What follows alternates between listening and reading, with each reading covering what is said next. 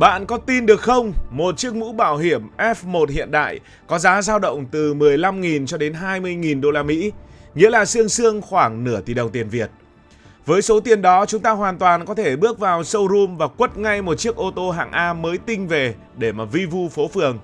Nhưng ở thế giới của những vị thần tốc độ, số tiền ấy chỉ đủ để bảo vệ cái đầu của họ.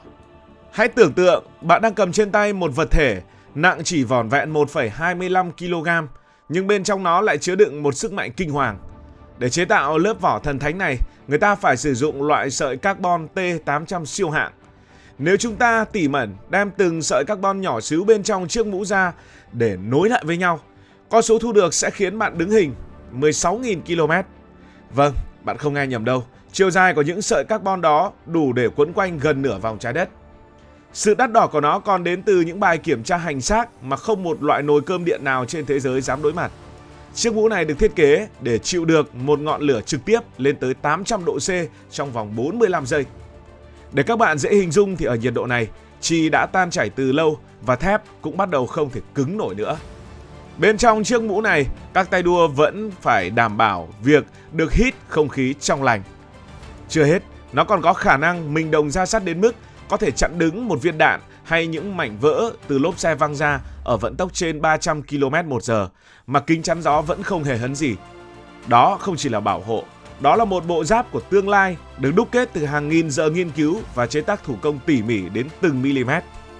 Sự thú vị của siêu phẩm này không dừng lại ở lớp vỏ hào nhoáng bên ngoài hay cái giá nửa tỷ ấy, mà nó còn nằm ở một hành trình đầy kịch tính. Từ những chiếc mũ da thô sơ như của các bác phi công thời Thế chiến đến một trạm không gian thu nhỏ ngay trước mũi tay đua. Đó là cả một câu chuyện rất dài, một câu chuyện dài về sự hy sinh và những phát kiến vĩ đại. Vì sao mũ bảo hiểm của các tay đua F1 lại đắt một cách vô lý đến như vậy? Ngược dòng thời gian về những ngày đầu của môn thể thao tốc độ này, các bạn sẽ thấy một hình ảnh vừa buồn cười lại vừa hãi hùng. Các tay lái thời đó đội những chiếc mũ bằng da hoặc nhựa thô sơ, trông chẳng khác gì mũ của các bác phi công thời Thế chiến thứ nhất. Mục đích lúc bấy giờ rất đơn giản, chỉ để che bụi, chống nắng và nếu có va chạm nhẹ thì hy vọng cái đầu không bị chảy xước quá sâu. Nhưng rồi con quái vật F1 đã tiến hóa quá nhanh. Khi những chiếc xe bắt đầu được cắt gọn kính chắn gió để giảm lực cản, đẩy tốc độ lên mức xé gió, thì gương mặt của tay đua bỗng trở thành tấm bia hứng chịu đủ thứ. Từ luồng gió cực mạnh đến những mảnh vỡ văng ra từ lốp xe hoặc đâu đó từ đối phương. Bước sang thập niên 80, một cuộc cách mạng thực sự đã nổ ra khi công nghệ động cơ bùng nổ. Những chiếc xe không còn chạy mà chúng bay trên mặt đất.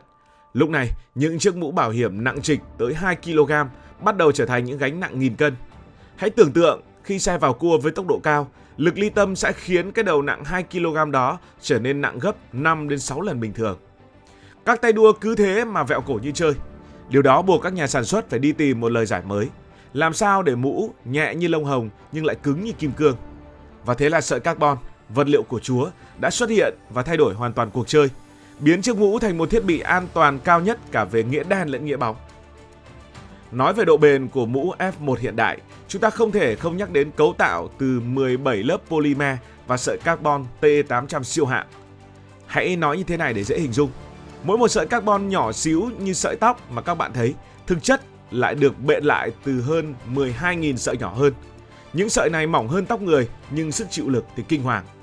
Nếu các bạn đem tất cả những sợi nhỏ li ti trong một chiếc mũ ra nối lại với nhau, chúng ta sẽ có một sợi dây siêu dài và siêu mảnh, dài tới 16.000 km, đủ để quấn quanh gần nửa vòng trái đất. Nhưng dù được trang bị tận răng với hàng tá công nghệ bên trong, một chiếc mũ F1 hiện đại chỉ nặng vỏn vẹn khoảng 1,25 kg. Cầm nó trên tay, bạn sẽ thấy nó nhẹ như một món đồ chơi. Nhưng đừng để vẻ ngoài đó đánh lừa. Sự nhẹ nhàng này là kết quả của việc xếp chồng 17 lớp vật liệu khác nhau một cách tỉ mỉ như những người thợ kim hoàn. Mỗi lớp đảm nhận một nhiệm vụ. Lớp thì chịu va đập, lớp thì cách nhiệt, lớp thì như là chống đạn. Nó nhẹ để bảo vệ đốt sống cổ của tay đua khi đối mặt với lực G kinh khủng. Nhưng nó lại đủ vững chãi để không bị biến dạng ngay cả khi một khối sắt nặng đến 3 kg rơi thẳng từ độ cao 3 mét xuống. Đây chính là đỉnh cao của sự mâu thuẫn trong vật lý mà con người đã chinh phục được. Nếu có một điều gì đó khiến các tay đua F1 ám ảnh nhất thì đó chính là hỏa hoạn. Trong một vụ tai nạn ở tốc độ cao, bình xăng có thể nổ tung và biến khoang lái thành một lò bát quái đúng nghĩa. Và đây là lúc chiếc mũ thể hiện bản lĩnh siêu nhân của mình. Lớp vỏ ngoài cùng được phủ một lớp plastic đặc biệt gia cố trên nền carbon, có khả năng chịu nhiệt lên đến 800 độ C trong vòng 45 giây. Nhưng tại sao lại là 45 giây? Bởi vì đó là thời gian vàng đủ để lực lượng cứu hộ tiếp cận và đưa tay đua ra khỏi đống đổ nát. Hãy nghĩ thử mà xem, 800 độ C là nhiệt độ đủ để làm chảy chì và làm mềm thép, nhưng bên trong chiếc mũ đó, đầu của tay đua vẫn được bảo vệ bình an vô sự. Chưa hết, để đối phó với những va chạm cực đoan, chiếc mũ còn được kết hợp với một thiết bị gọi là hệ thống bảo vệ đầu và cổ. Các bạn cứ tưởng tượng, khi một chiếc F1 đang lao đi với tốc độ xé gió mà bỗng nhiên khựng lại do tai nạn, nếu không có dây đai titan siêu bền và hệ thống này hấp thụ lực, cổ của tay đua sẽ gãy ngay lập tức. Công nghệ này giống như một tối khí vô hình giữ cho đầu không va đập vào vô lăng hay thành xe và biến những vụ tai nạn trông như phim hành động thành những tình huống hú vía nhưng an toàn. Đi sâu vào trong chiếc mũ, các bạn sẽ không khỏi ngỡ ngàng vì nó giống như khoang lái của một chiếc máy bay chiến đấu hơn là một món đồ bảo hộ. Đầu tiên là hệ thống thông gió cực kỳ ảo diệu dựa trên định luật Bernoulli. Khi xe lao đi, luồng khí tốc độ cao phía trên đỉnh mũ sẽ tạo ra một vùng áp suất thấp, từ đó hút sạch không khí từ phía dưới cằm vào bên trong. Điều thú vị là dòng không khí này không chỉ đơn thuần là gió mát, nó phải được lọc sạch qua màng sợi carbon để loại bỏ bụi bẩn và vi khuẩn. Cứ mỗi giây có tới 5 lít không khí được luân chuyển qua mũ. Tính ra trong một chặng đua kéo dài hơn 1 tiếng đồng hồ, phổi của tay đua được hít thở lượng không khí tương đương cả một căn phòng lớn, giúp họ luôn tỉnh táo giữa cái nóng hầm hập của động cơ. Bên cạnh đó, các nhà chế tạo còn phải giải quyết bài toán nhãn lực. Kính chắn gió của mũ chỉ dày đúng 3 mm nhưng được phủ hàng tá lớp hóa chất chống bám xương và tích hợp cả hệ thống sưởi ấm để tay đua không bị mờ mắt khi trời mưa hay thay đổi nhiệt độ đột ngột. Thậm chí, ngay trong tầm mắt của các tay đua còn có một dải đèn LED hiển thị số vòng tua máy.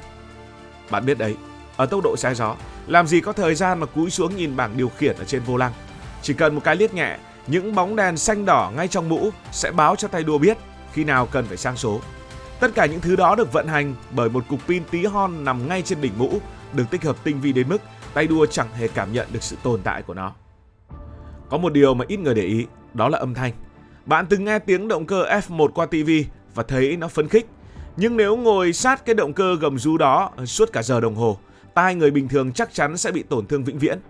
Để bảo vệ cái tai và duy trì sự tập trung tối đa, bên trong mũ được lót các tấm cách âm đặc biệt, giúp giảm cường độ âm thanh xuống dưới mức 100 decibel. Đây lại là một kỳ công về kỹ thuật, vì các kỹ sư phải làm sao để tay đua vừa không bị điếc bởi tiếng máy, nhưng vẫn phải nghe rõ mồn một từng lời chỉ dẫn của kỹ thuật viên qua bộ đàm. Sự yên tĩnh này chính là chìa khóa để các tay lái thực hiện những cú vượt mặt nghẹt thở. Trong cái không gian chật hẹp và tĩnh lặng đó, tay đua với chiếc mũ hòa làm một.